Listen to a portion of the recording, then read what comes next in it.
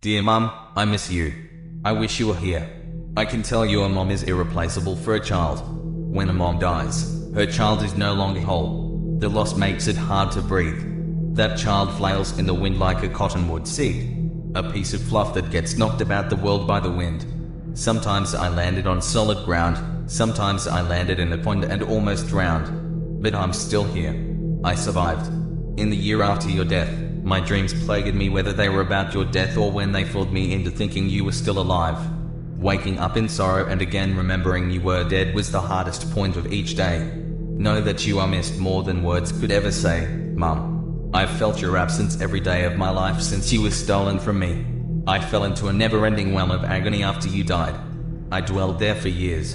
Depression ran in my veins alongside my blood. The blood became rough and scraped up my heart. I went haywire as a teenager. Depression left me crawling through my days. I tell you this, Mum, not to make you sad but to let you know how much of an impact losing you had on my young life. I did many things I shouldn't have. I gave up many things you had loved right alongside me, but somehow with you gone they just didn't matter anymore. The joy of them was stripped from me. I became empty. I searched for many things to fill myself up. Many were bad things, but some were good. I had good friends who helped and distracted me. I had the rest of my family too who gave me love.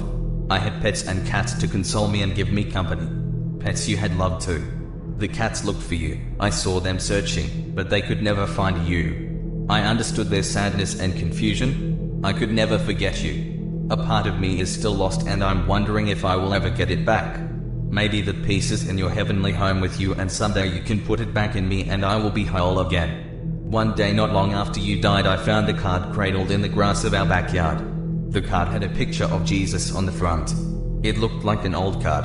I wondered who put it there. Did it fall from heaven and you dropped it for me to find?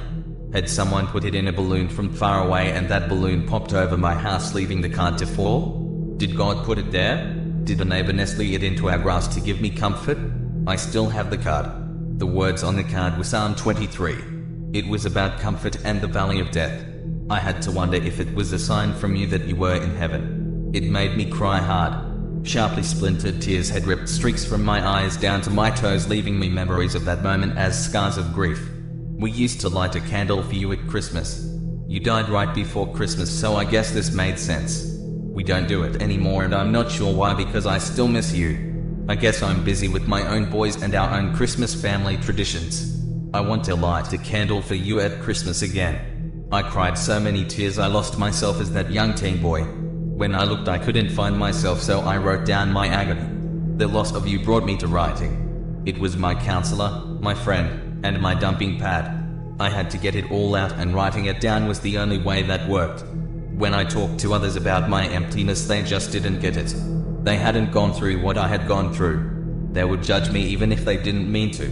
I could always see it in their eyes. They either felt bad for me and their eyes welled up with pity, or they just didn't know what to say. They were so consumed by the pity that no real help came forth. I don't even know what would have helped.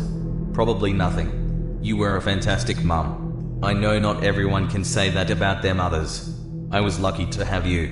Mum, you were fantastic, awesome, loving, creative, giving, and kind. Now that I am an adult I understand how great you were. I learned to give to others and be generous by watching you. Thank you, Mum, with all the love in my heart, your son.